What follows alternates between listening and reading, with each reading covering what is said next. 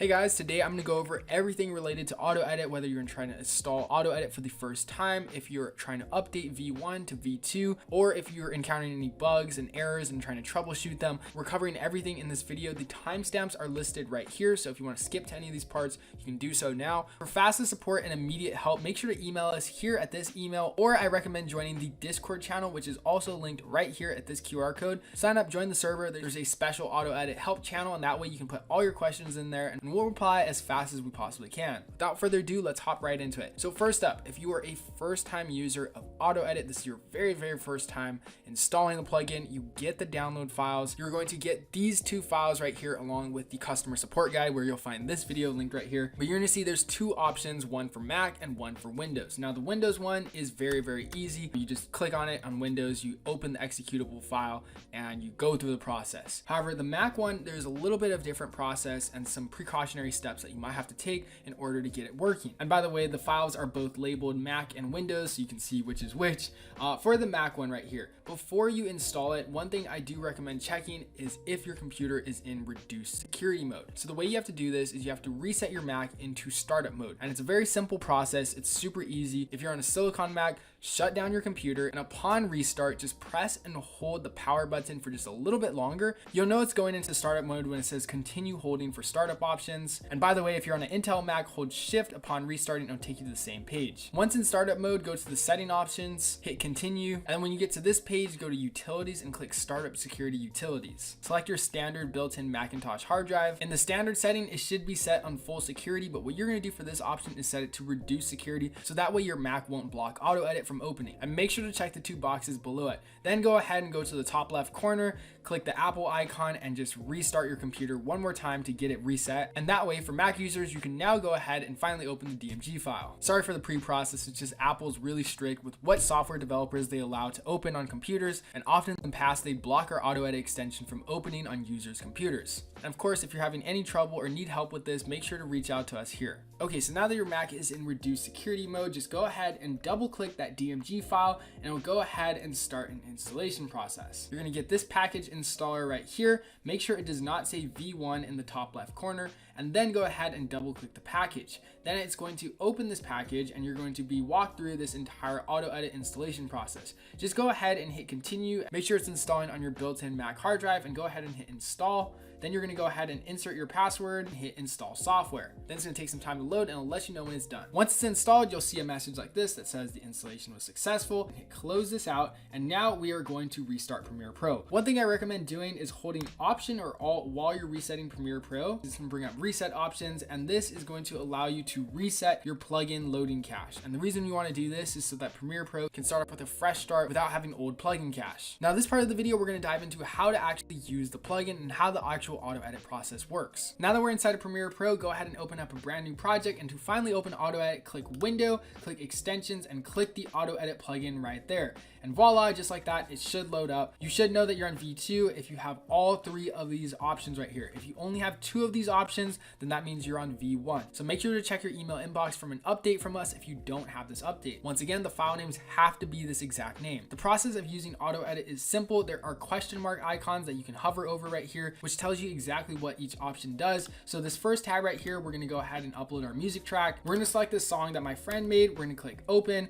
And then once again, I'm going to go ahead and click my performance shots. As you can see, I'm clicking on the tabs themselves. I am not dragging and dropping files, because if you drag and drop files, it will break the plugin. For the B-roll clips, keep in mind the longer the clips you use, the higher quality they are, like 4K 60 versus 1080. They will take a longer load time, so just keep that in mind. I recommend starting off around 5 to 15 B-roll clips for a music video, or if you're editing an event recap or wedding video, then go ahead and upload as many as you want, but just know it will take some time. So go ahead and focus on something else. Maybe you can get a head start on the color grading and another process while the B-roll clips load. So now we hit import. It imported all of our clips into our timeline, and now it's asking us to synchronize. So we're going to go ahead and select all our clips, including the music track. We're going to right click them, and we're going to hit the Premiere Pro synchronization feature. Now go ahead and make sure it's selected on mix down and hit OK. If you get the audio synchronize failure, that's not a fault of AutoEdit. It just means that the music in your files are not loud enough. So that means you're going to go ahead and have to unfortunately manually sync everything. My process for manually syncing music clips is finding a certain beat beat, and then adding a marker and lining up all those clips so that they're in sync with each other. Once all your music video clips are in sync, go ahead and click next, and now it's going to detect the BPM. Now once it detects your BPM, you should see the number right here. If you see the NaN error, go ahead and skip to this timestamp right here. I explain how to fix that error. If you hover over the question mark, it'll tell you what the BPM is. You can click off to close these tabs. Now it's going to show you three options. The edit type right here is simply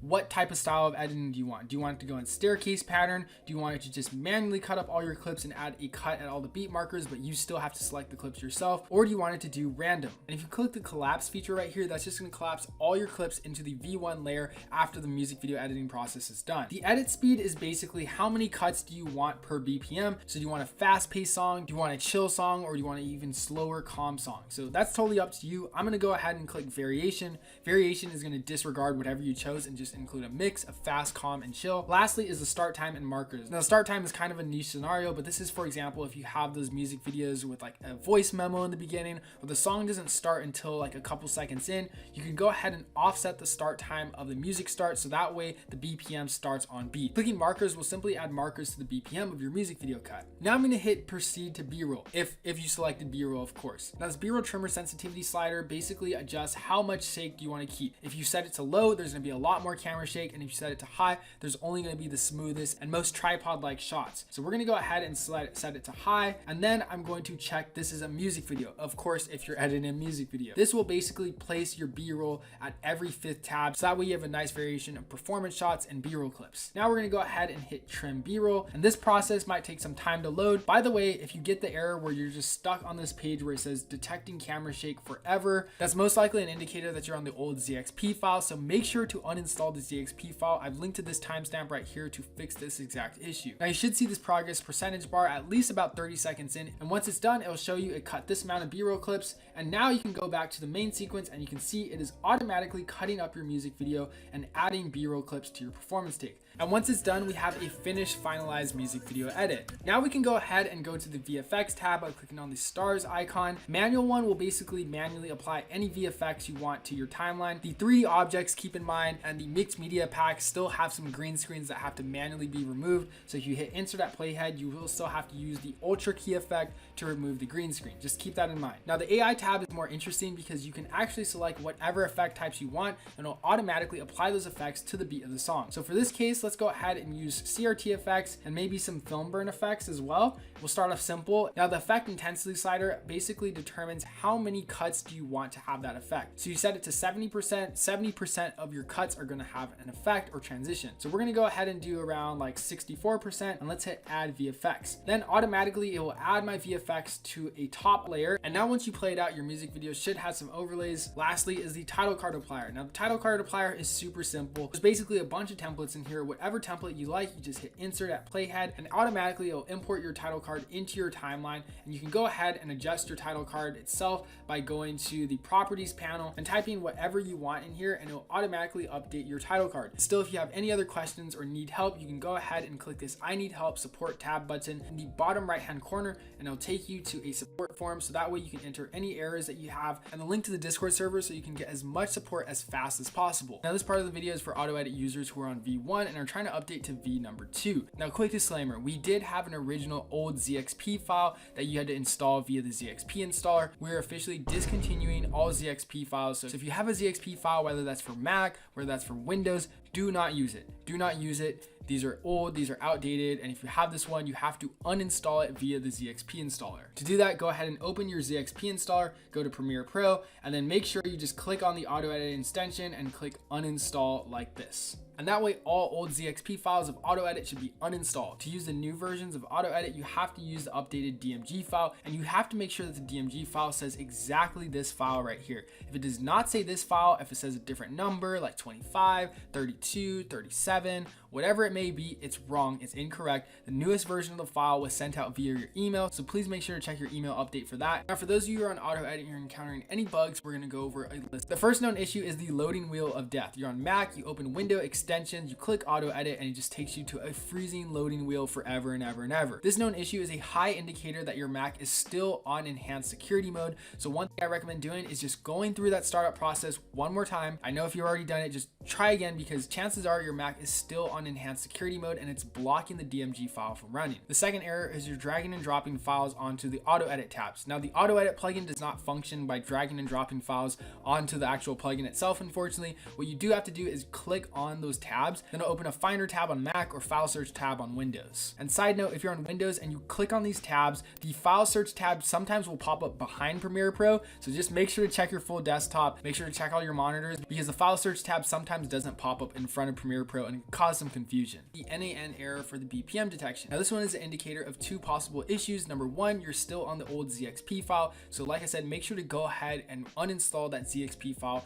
via the ZXP installer. And the second option is your Mac is still on enhanced security mode. So if you possibly didn't do that process in the beginning, or maybe you thought you clicked on it and you didn't, I'd recommend going through the startup security process mode at this timestamp just one more time, so that way your Mac is truly on reduced security mode. Restart your Premiere Pro, reset the plugin cache, and then go ahead and try again. If it still doesn't work, reach out to us here and we'll help you solve it. Another common error is the audio synchronize failure. Now this error isn't actually an auto edit problem, but it's actually the files you use don't have great audio quality. This process is used specifically for syncing up your performance music video clips. So if you get to this error, unfortunately, you're gonna have to go ahead and manually sync your music video takes. My standard process for doing manual synchronization of music video performance takes is finding a certain beat drop and then marking that across all your performance clips and lining up all those markers, so then that way all your clips are synchronized. To avoid this error in the future, just make sure that your music is playing clearly and loudly in your performance take clip, so that way you can synchronize easily inside of Premiere Pro. The next troubleshooting error is the B-roll detection is getting stuck on the camera detection part. This error is most common for Windows users, but this is right after you click the trim B-roll button and it just gets stuck on this page where it says detecting camera shake forever. Now a quick indicator that you're facing this issue is that if you don't get an ETA of seconds, if you don't immediately get an estimation of how many seconds it's going to take to detect the B-roll clips, then this is a high indicator that you're still on the old ZXP files. So once again, make sure you click uninstall of auto edit and rerun the installation process using the .exe file if you're on Windows,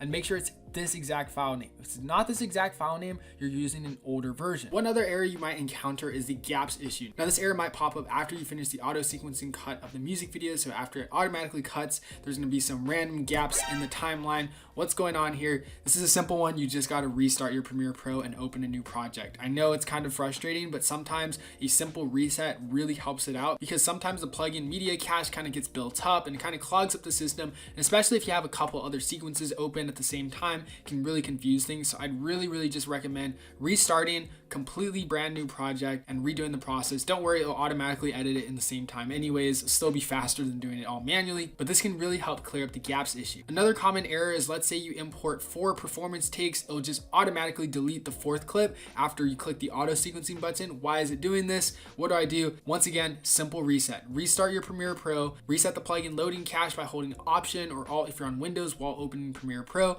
and then make sure you check that reset plugin loading cache button. Another issue you might encounter is after you click the auto sequencing button, it just takes you back to the first page, or it deletes all the clips and takes you back to the first blank page. Well, this one is a simple fix. This is highly an indicator that you're still on an older ZXP file, or possibly that your Mac is still on enhanced security mode. What I recommend doing to fix the deleting all the clips and taking you back to a blank page error is restarting your Premiere Pro and holding Option and Alt to make sure you get those plugin loading cache files, and clicking reset plugin loading cache. Then open a brand new project and try the process once again. If that still doesn't work, make sure you uninstall the old ZXP file on your ZXP installer, and make sure that you truly installed the correct file, which has to be this exact name. If it's not this exact name, it's the wrong file. The final common bug error is that the AI VFX tab is not working. You're simply running it and it's either importing really short adjustment layers with no effects at all, or it's just simply not working. For this part, I simply recommend restarting Premiere Pro. Go ahead and restart Premiere Pro and make sure you reset the plugin cache by holding Option or Alt while clicking on the Premiere Pro icon to restart it